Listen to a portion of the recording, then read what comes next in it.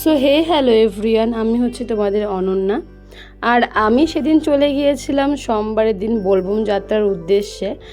বোলবমে যাচ্ছিলাম আমি পতিরাম ধামে। তোমরা তো সবাই নিশ্চয়ই চেনো পতিরাম ধাম। তো আমি পতিরাম ধামের উদ্দেশ্যে বেরিয়ে পড়েছিলাম। আমরা বেরিয়েছিলাম সৃজনী থেকে।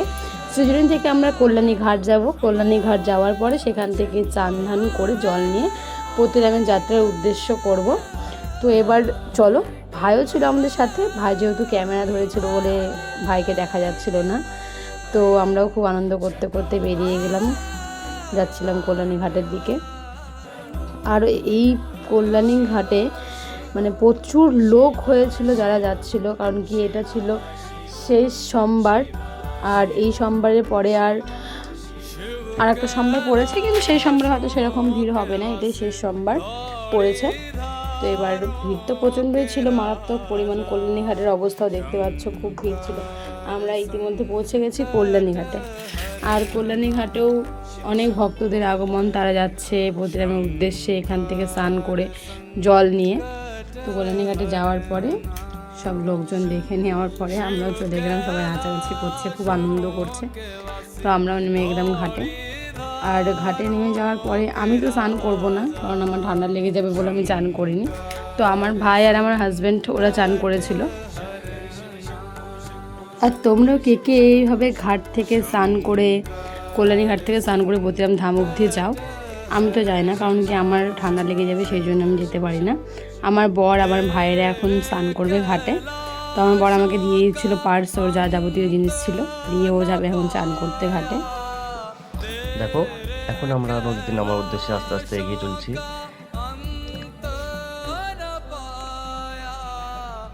দেখো, এই আমরা আসছি, দেখো আস্তে আস্তে হেঁটে হেঁটে আসছি।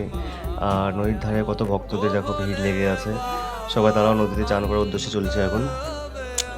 এই যে আমরা এখন নেমে আসছি, সাথে ভাইও আছে, ক্যামেরাম্যান আমাদের।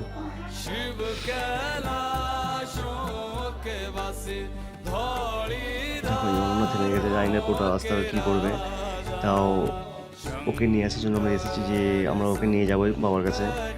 এই যখন চান করতে নেমেছে আমি, ভাই আর অনন্যা উপরে দাঁড়িয়ে আছে, ক্যামেরা করছে। কারণ ওকে আমরা স্নান করতে দেবো না এই কারণে যে ওর ঠান্ডা লেগে যাবে, ঠান্ডা লাগলে তো খুব অসুবিধা হয়ে যায় আমাদের।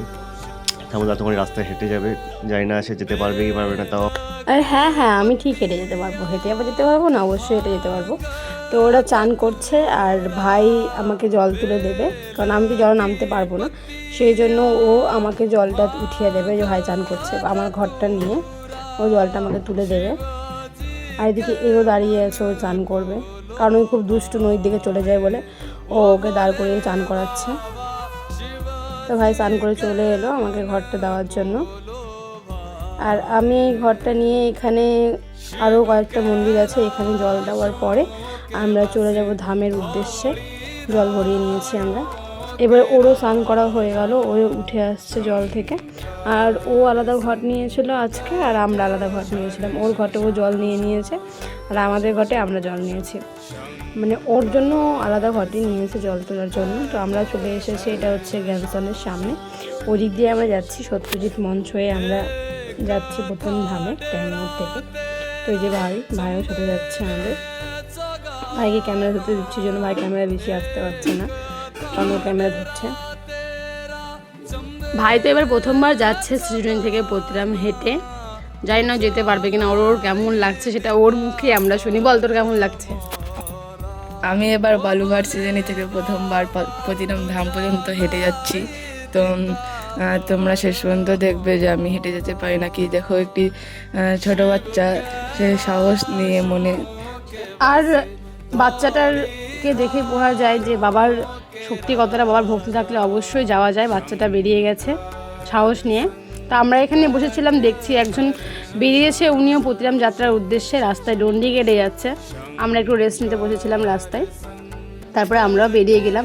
আর সামনে গিয়েই আমাদেরকে হাতে দিয়ে দিল একটা ঠান্ডা। তো ওখানে ঠান্ডা খেয়ে আমি আর ও দুজন মিলেই বেরিয়ে যাচ্ছি এখন পতিরামের দিকে। আর 2 মিনিট পর পর ক্যাম্প বসিয়েছিল, যেখানে যে ক্যাম্পগুলোতে ভক্তদের জন্য সেবার জন্য ওরা আয়োজন করেছিল।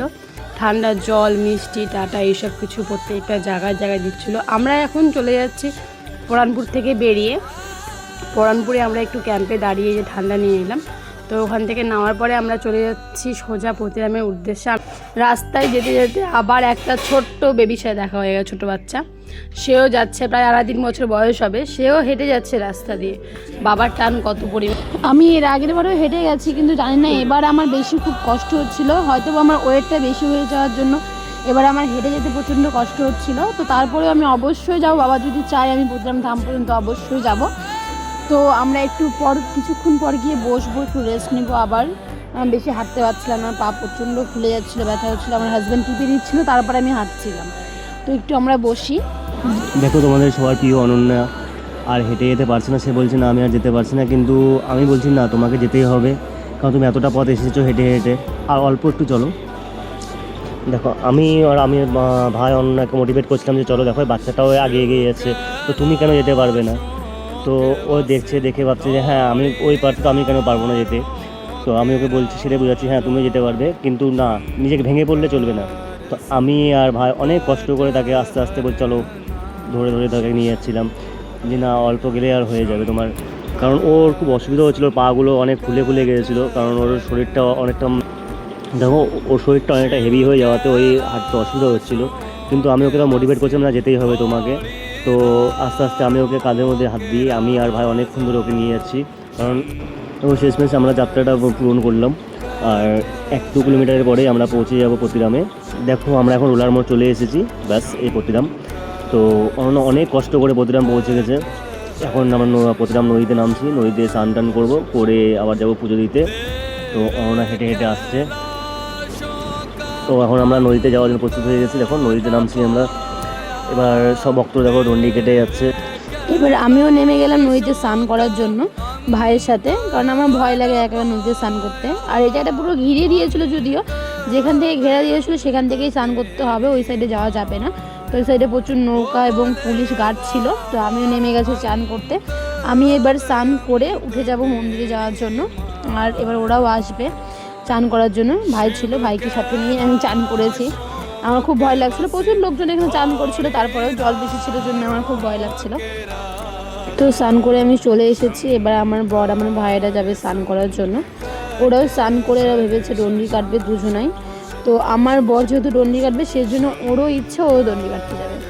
তো ওরাও নেমে গেছে চান করতে। ওই যে ও আমার ঘরটা নিয়ে নেমেছিল, ও ঘরটাতে জল ভরা ছিল, কারণ আমরা কল্যাণী ঘাট থেকে জল নিয়ে এসেছিলাম, আর প্রতিরাম থেকে জল নিয়ে তারপরে আমরা যাবো বাবার মাথায় জল দিতে।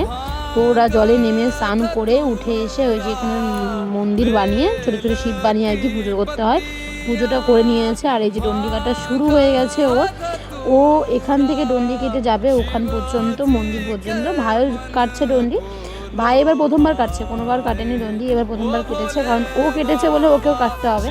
তো সেই জন্য ও শুরু করে দিয়েছে ডন্ডি কাটা। এই যে চলে আসছে ওরা নদী থেকে ঠিক উপরের দিকে চলে আসতেছে, উপর দিকে এসে চলে যাবে মন্দিরের দিকে। আর আমি ভিডিও করতে করতে যাচ্ছিলাম ওদেরকে দেখাতে দেখাতে, আর প্রচণ্ড ভিড় ছিল, যার তো আমি ভিডিওই করতে পারছিলাম না, প্রচণ্ড লোকজনের ভিড় ছিল। এই যে ওরা ডন্ডি কাটছে সবাই, আর খুব কষ্ট হচ্ছিল। তারপরে ডন্ডি কাটবে, ভাইয়ের তো প্রচণ্ড কষ্ট হচ্ছিলো, কারণ ভাই প্রথমবার কোনোবার ডন্ডি কাটেনি, এবার প্রথমবার ডন্ডি কাটতে জন্য ওর প্রচণ্ড কষ্ট হচ্ছিলো। তারপরে ওর জেদ ছিল যে না আমি বাবার কাছে যাবই, মানে বাবার ভক্ত হলে, বাবার মনে সাহস থাকলে এটা করা যায় আমি মনে করি, কারণ আমি তো সত্যি কথা বলতে কখনোই পারবো না। এবার এদিকে চলে আসার পরে যেসব শিবিরগুলো খুলেছিল সেই সব শিবির থেকে ওদেরকে স্নান করে দিচ্ছিলো। তো আমার বড় ওখানে বসে একটু স্নান করে নিল, আর এই যে ডন্ডি কাটছে, আমি ভিডিও করছি। ভাইও চলে এসেছে ওইখানে, ভাইকে এবার একটু স্নান টান করিয়ে দেবে, করে দিয়ে আবার শুরু করবে ওরা যাওয়ার যাত্রা। কিন্তু ডন্ডি কাটাটা খুবই কষ্টকর, অনেক মেয়েও ছিল এখানে, মেয়েরাও ডন্ডি কাটছিল, কিন্তু আমার খুব ভয় লাগে, আমি এই জন্য ডন্ডি কাটিনি, আমার প্রচণ্ড ভয় লাগে। শুধু আর একটু কিছুক্ষণ ডন্ডি কাটলে হয়তো আমরা ধামে চলে যাবো, প্রতিরামে একদম। তো চলে এলাম ধামের ভেতরে। ফার্স্টে আমি জল দিয়েছিলাম, কারণ মেয়েদের আর ছেলেদের লাইন আলাদা আলাদা ছিল, ওরা আলাদা লাইন দিয়েছিল, আমি আলাদা লাইন দিয়েছিলাম। তো ওরা জল ঢেলে নিয়েছে, আমিও জল ঢেলে নিয়েছি, নিয়ে বাইরে চলে এলাম, আমরা বসেছিলাম।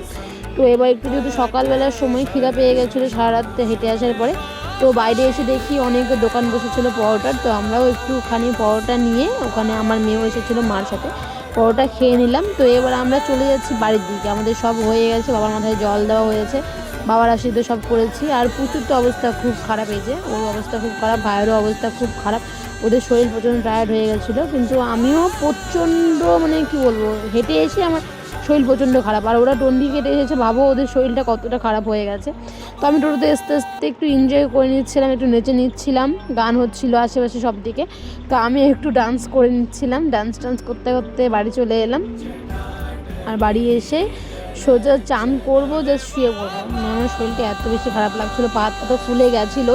কিন্তু আমার এই ছোটো ছোটো ব্লগগুলো তোমাদের কেমন লাগে অবশ্যই কিন্তু কমেন্টে জানাবে। এটা সোমবারের ব্লগ ছিল।